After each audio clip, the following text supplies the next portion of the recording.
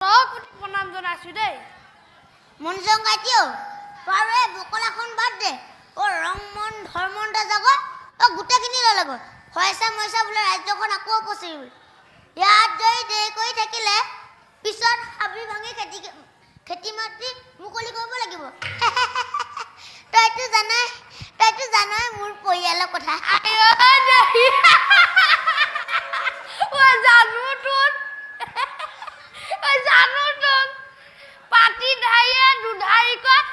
পেল পেল কে ল'ৰা-ছোৱালী একবা জন্ম দি ইটা খাৱলি খাই ফুৰিছ হে খাৱলি খাই ফুৰিছ